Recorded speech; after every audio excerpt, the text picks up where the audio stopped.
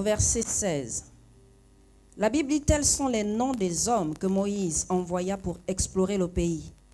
Moïse donna à Osée, fils de Nun, le nom de Josué. Moïse les envoya explorer le pays de Canaan. Il leur dit, montez ici par le sud, montez sur la montagne et examinez le pays. Vous examinerez comment il est, quel est le peuple qui l'habite, s'il est fort ou faible, s'il est nombreux ou non.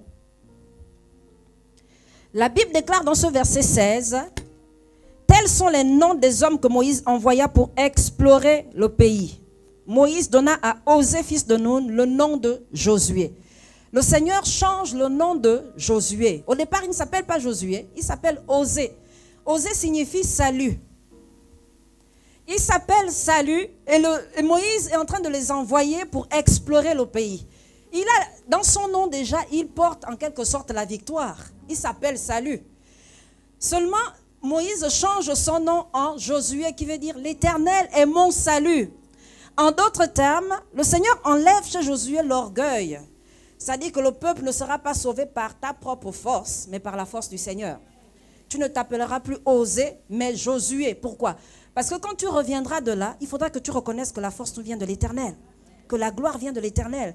Ce n'est pas par ta propre intelligence, ce n'est pas par ta vigueur, non, mais c'est parce que c'est vraiment le Seigneur qui nous a sortis de là. Et avant que le Seigneur ne le lance dans de tels défis, il fallait qu'il ôte de Josué cette partie en lui qui pouvait faire obstacle. Il fallait qu'il enlève l'orgueil.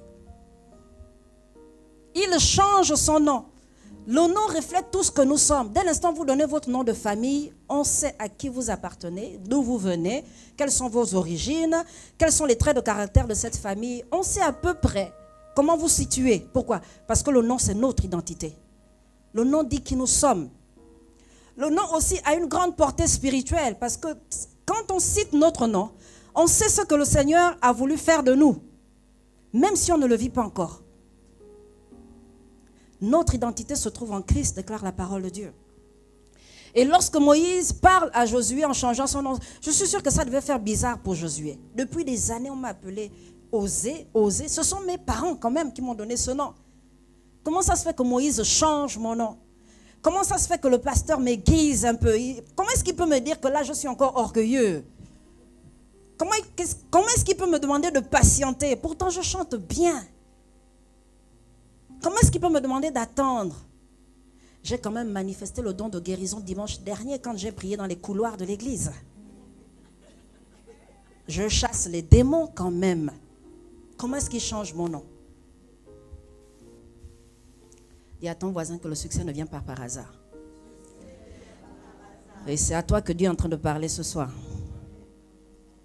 Alléluia. Alléluia.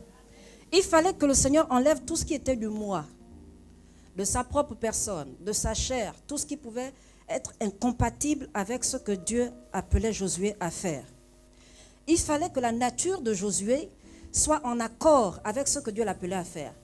Il fallait que lorsqu'on appelle Josué, on retrouve en lui ces traits de caractère. Quelqu'un qui reconnaît l'Éternel. Quelqu'un qui pouvait se dire, ou dire encore au peuple d'Israël, oui, le salut se trouve en l'Éternel. Aujourd'hui, cette tâche est grande. Aujourd'hui, quand on voit l'Église, il y a plusieurs chaises qui sont vides, mais le salut nous viendra de l'Éternel. Nous allons proclamer l'Évangile et Dieu va faire parce que le salut nous vient de lui. Il fallait pour que Josué gère le peuple d'Israël plus tard, qu'il ait cette nouvelle identité. Il fallait qu'il ait cette identité.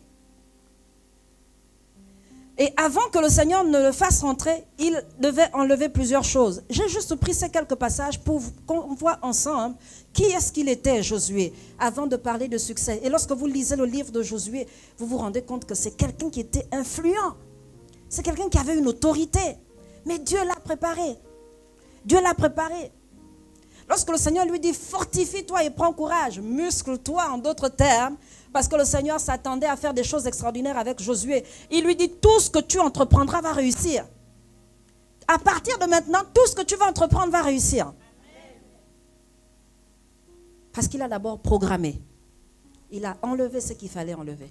Mais le Seigneur aussi a semé dans la vie de Josué. Alléluia. Lorsque Dieu enlève quelque chose, c'est parce qu'il veut mettre autre chose à la place. Alléluia. Et dans le livre de Nombre 33, la Bible nous enseigne ce que le Seigneur a mis dans la vie de Josué. Aujourd'hui, on démarre, on fait l'introduction, on démarre en douceur.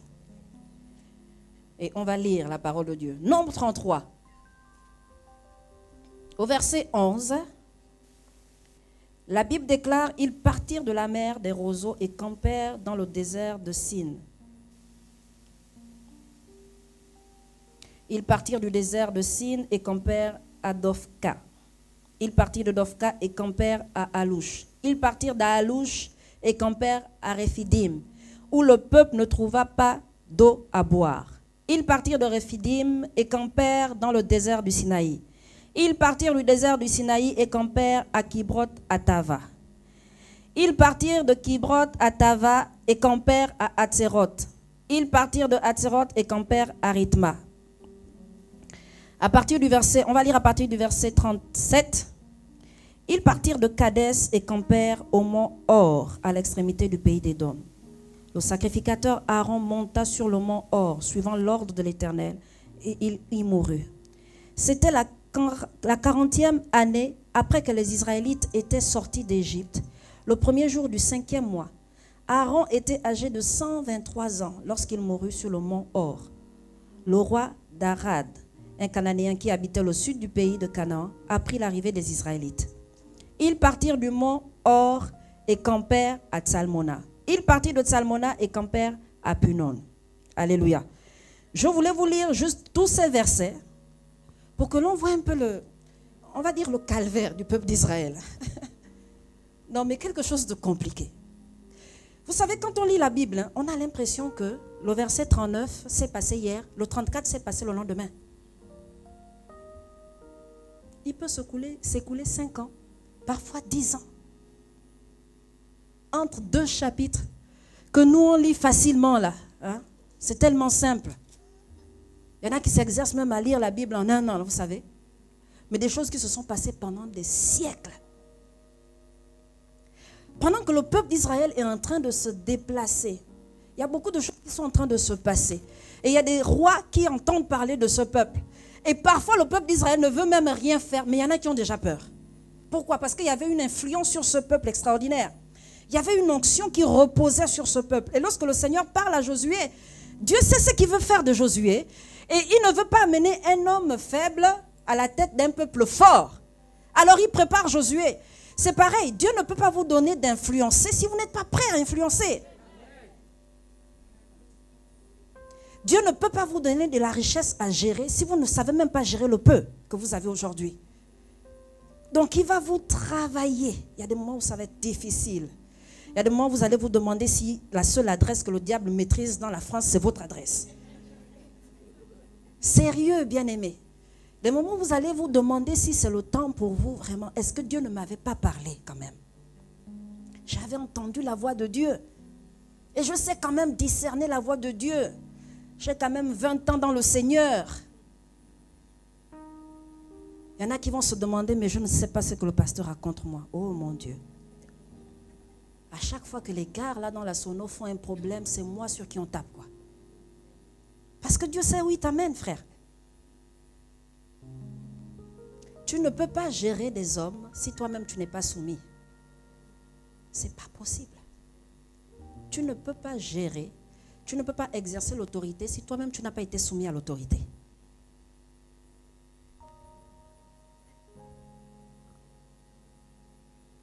Aujourd'hui, vous savez, comme disait la sœur Chantre ce soir, qu'on ne ressorte pas d'ici les mêmes, vous savez. On fait des séminaires, des conférences. Ce n'est pas pour se faire du bien, hein, que notre âme entende de belles choses. Non, c'est pour qu'on sorte de là avec de la révolution dedans de nous.